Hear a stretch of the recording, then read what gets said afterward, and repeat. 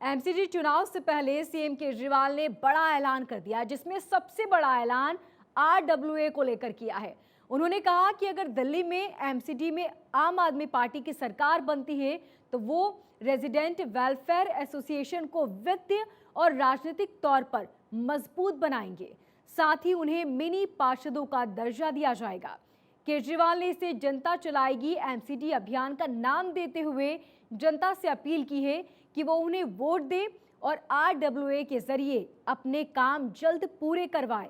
जैसे पार्षद किसी इलाके का बॉस होता है, ठीक वैसे ही आरडब्ल्यूए को उस वार्ड का नेता माना जाएगा। किसी को काम करवाने के लिए नेता के चक्कर अब नहीं काटने पड़ेंगे। जनता खुद अपना काम अपने वक्त पर करवा सकेगा। जितनी आरडब्ल्यूएज हैं, आरडब्ल्यूएज वो बॉडी होती है जो जनता के सबसे करीब होती है। आरडब्ल्यूएज को मिनी पार्षद का स्टेटस दिया जाएगा।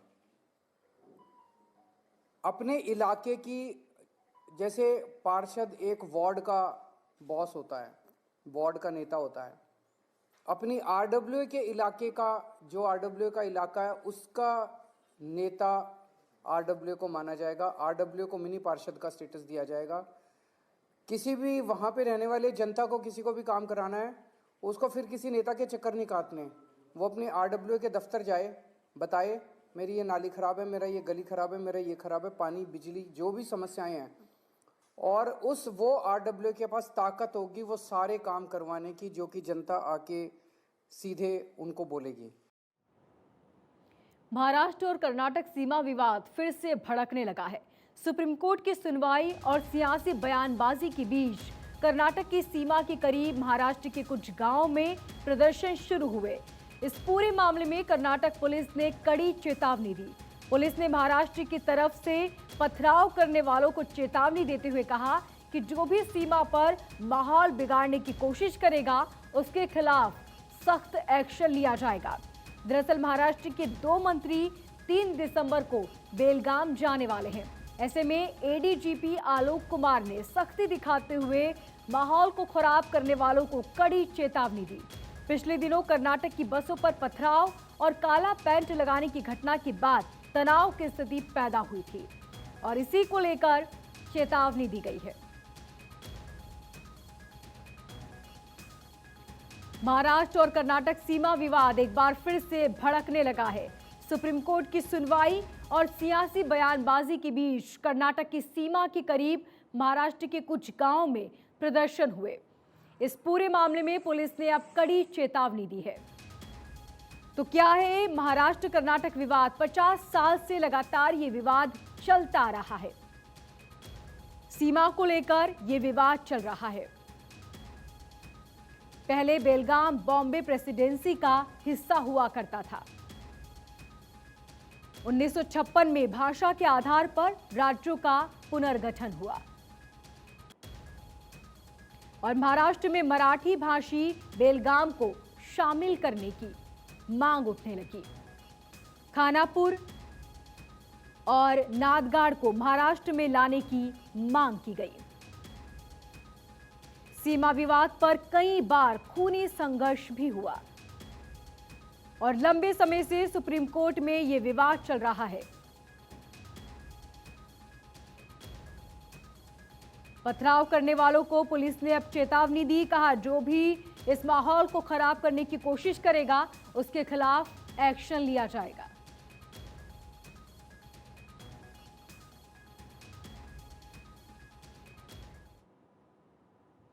अलीगढ़ में गणेश प्रतिमा स्थापित करने वाली और फिर भगवान श्री राम को पैगंबर बताने वाली रूबी खान एक बार फिर से कट्टरपंथियों के निशाने पर आ गई है। ऑल इंडिया बाबरी मस्जिद एक्शन कमेटी की अलीगढ़ इकाई ने रूबी खान को हिंदू धर्म अपनाने की अब नसीहत दे दी है, जिस पर रूबी खान ने करारा जवाब दिया। उन्होंने कहा कि बाबर की औलादों से नहीं डरती। सीएम योगी के प्रबुद्ध सम्मेलन से हिंदू मुस्लिम एकता को बल मिला है। साथ ही मुस्लिम समुदाय के लोग मुझसे समझते जा रहे हैं कि भगवान श्री राम हमारे पैगंबर हैं।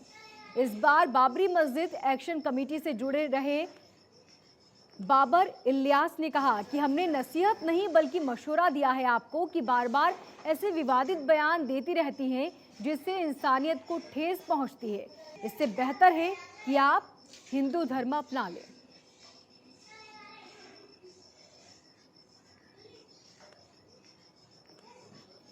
तो अलीगढ़ की रहने वाली रूबी ने सबसे पहले गणेश प्रतिमा स्थापित की थी और उसके बाद उन्होंने ये बयान दिया, जिसके बाद से उन्हें अब नसीहत मिलने लगी है।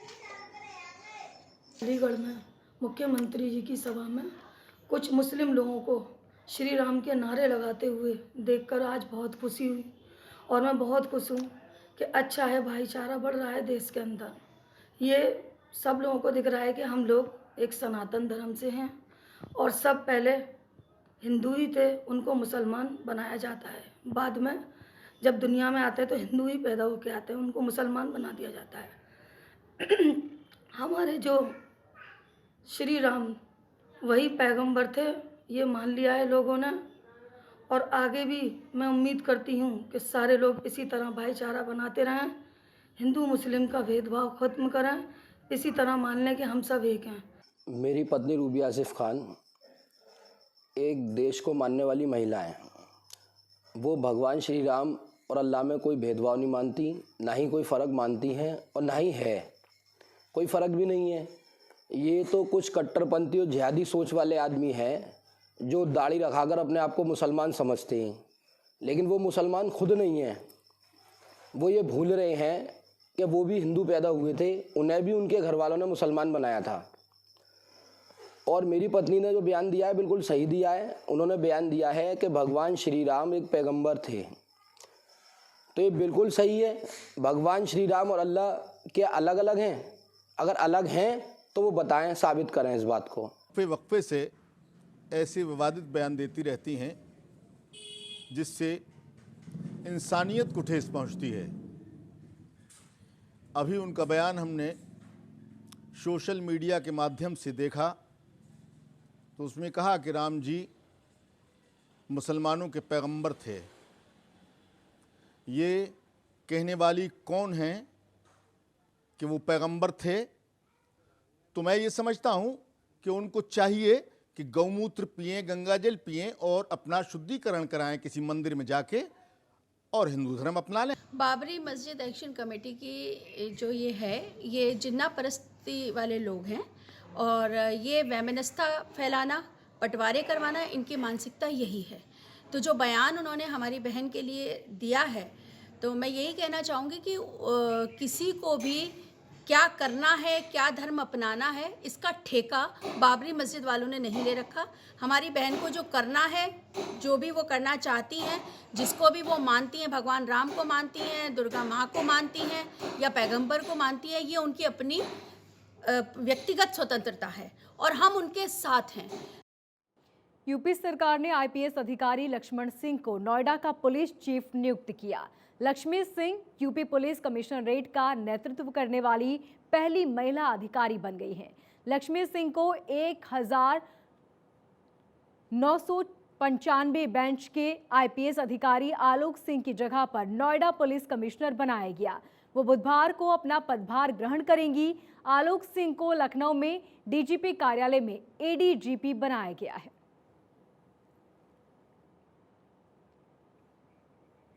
लक्ष्मी सिंह साल 2000 बेंच की आईपीएस अधिकारी हैं। पीएम मोदी ने सिल्वर बटन से उन्हें सम्मानित किया था। मुख्यमंत्री उत्कृष्ट सेवा पुलिस पदक से भी उन्हें सम्मानित किया जा चुका है। माफियाओं के अंदर श्री लक्ष्मी का बेहद डर है। लक्ष्मी सिंह के पति राजेश्वर सिंह लखनऊ के सरोजनी नगर में बीजेपी विधायक हैं। राजेश्वर सिंह ईडी के अधिकारी रह चुके हैं। तो आलोक सिंह पुलिस आयुक्त गौतम बुद्ध नगर एडीजी डीजीपी मुख्यालय है। इसके साथ ही जिन अफसरों के ट्रांसफर हुए, ए सतीश गणेश पुलिस आयुक्त वाराणसी एडीजीडीपी मुख्यालय, तरुण गाबा सचिव गृह विभाग आईजी लखनऊ रेंज। इन्हीं के साथ डॉक्टर राकेश सिंह जो कि आईजी प्रयागराज रेंज और आईजी बरेली रेंज है। चंद्र प्रकाश द्वितीय IG SSF Lucknow, IG Prayagraj range.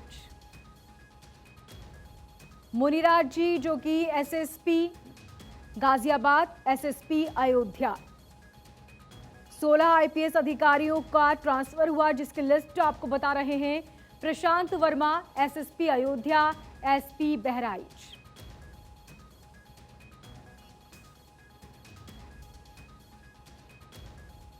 Keshav Kumar SP Bahraich, अपर पुलिस आयुक्त, पुलिस उपायुक्त आगरा नियुक्त किए गए। जबकि शैलेंद्र पांडे को एसएसपी प्रयागराज, एसएसपी मथुरा नियुक्त किया गया। अभिषेक यादव एसएसपी मथुरा, एसपी अधिसूचना मुख्यालय लखनऊ नियुक्त किया गया। प्रभाकर चौधरी एसएसपी आगरा, सेना नायक 11वीं वाहिनी, पीएसी सीतापुर।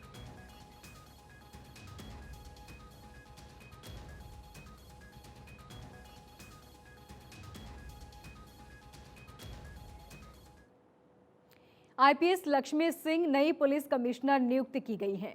लक्ष्मी सिंह से खास बातचीत की हमारे संवाददाता एहतेशाम सिद्दीकी ने।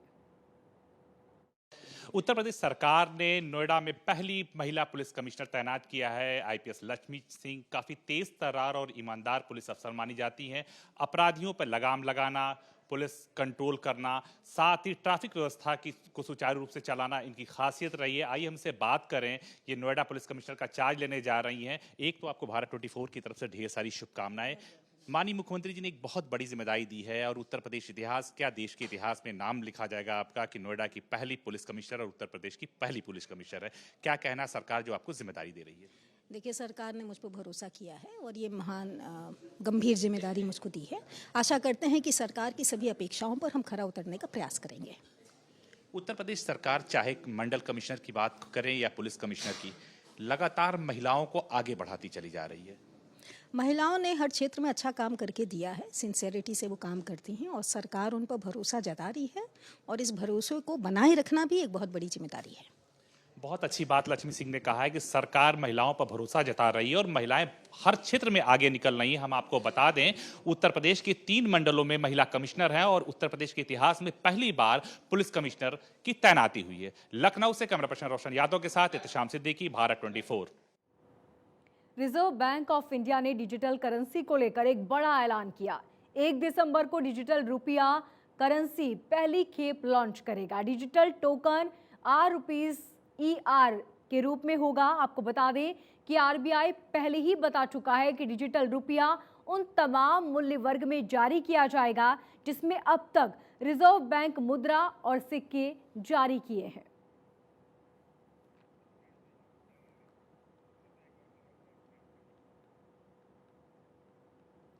रिजर्व बैंक ऑफ इंडिया ने डिजिटल करेंसी को लेकर ये बड़ा ऐलान कर दिया। 1 दिसंबर को डिजिटल रुपये की पहली खेप लॉन्च होगी। डिजिटल टोकन के रूप में इसे लॉन्च किया जाएगा। आरबीआई ने पहले इस बात का ऐलान किया कि डिजिटल रुपया उन तमाम मूल्य वर्ग में जारी किया जाएगा जिसमें अब तक रिजर्व बैंक मुद्रा और सिक्के जारी किए हैं।